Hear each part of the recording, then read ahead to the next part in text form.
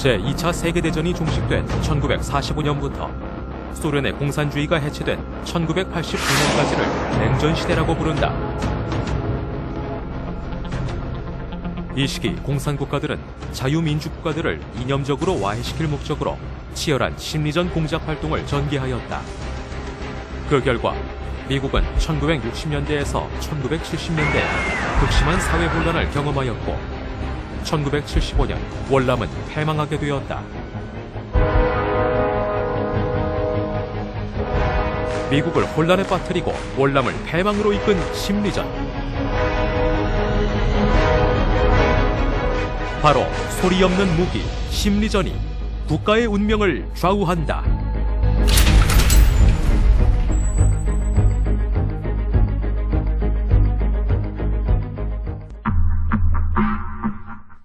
소련의 전직 KGB원 베즈메노프. 그는 1984년 한 언론과의 인터뷰 중에서 충격적인 사실을 폭로했다. 1960년대에서 70년대 미국 내에서 발생했던 반미 반정부 시위가 사실은 KGB 공작 활동의 결과였다는 것이다. 당시는 동서냉전이 정점으로 치닫던 시기로 미국과 소련이 치열한 체제 경쟁을 하던 때였다.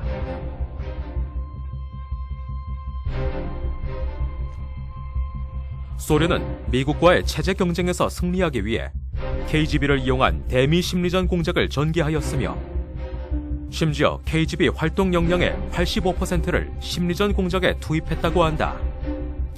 The main emphasis of the KGB is not in the area of intelligence at all.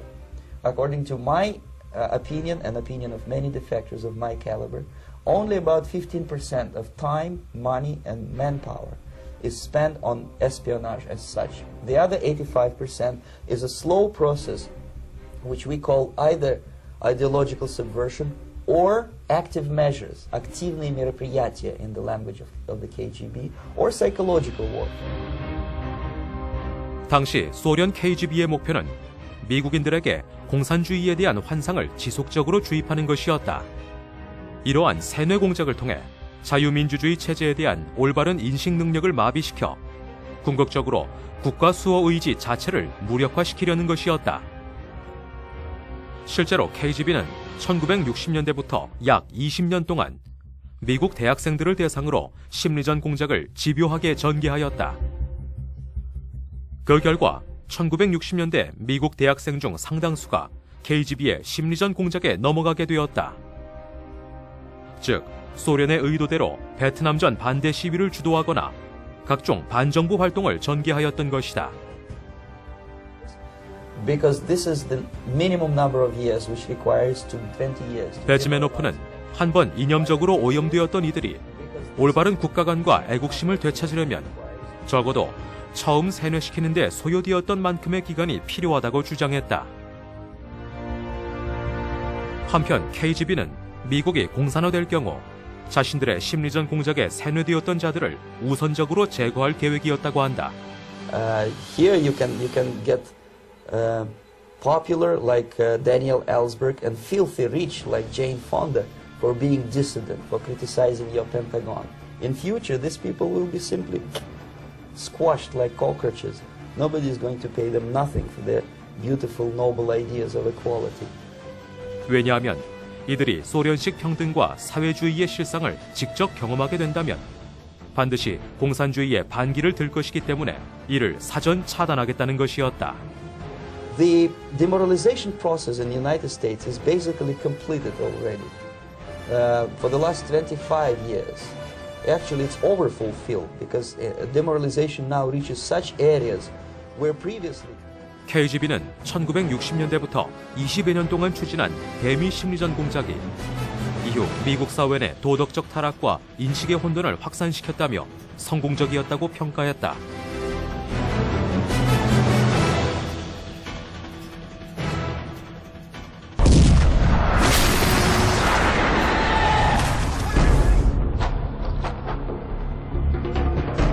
(1975년 4월 30일) 자유월남은 공산월맹에 의해 패망한다. 월남의 군사력은 물론 무역, 통신, 교역, 생활 수준 등 여러 면에서 월맹보다 절대적인 우위를 점하고 있었다. 그러나 월남이 패망하게 된 원인은 부정부패 등 여러 요인이 있었으나 무엇보다도 월맹의 집요한 심리전 공작이 성공했기 때문이다. 월남 국민들은 월맹 측이 주장하는 호치민이 애국자다라는 환상적 이미지 속에 통일만 되면 지금보다 10배 이상 잘 살게 될 것이라는 선전에 현혹되었다. 이러한 월맹의 집요한 심리전으로 자신들의 안전을 담보해주던 미군의 철수를 외치고 월맹 측에 각종 고급 정보를 흘리는 등 간첩 활동을 했던 것이다. 이로 인해 월남에서 반미, 반전 시위가 계속되고 미국에서도 반전운동이 심화되자 미국은 결국 1973년 1월 27일 월맹과 평화협정을 맺고 미군을 철수시켰다.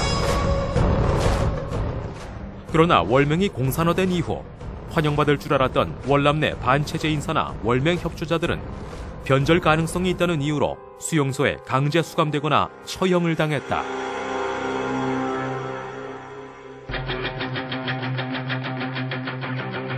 분단 이후 끊임없이 남한을 도발하는 북한.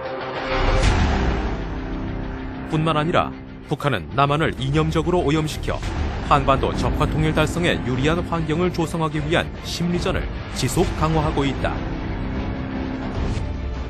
특히 핵미사일과 함께 3대 전쟁 수단으로 사이버전을 꼽으면서 대남 심리전의 영역을 사이버 분야로까지 확대, 우리 사회 내 혼란과 갈등 조장에 열을 올리고 있다.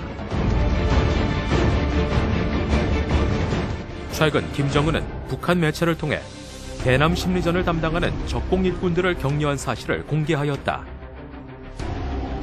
이는 대남 심리전을 더욱 강화하겠다는 김정은의 의지를 노골적으로 표출한 것이라 할 수 있다. 그러나 우리 국민들은 이러한 북한의 무차별적인 대남 심리전에도 불구하고 그 심각성을 제대로 인식하지 못하고 있는 것이 현실이다.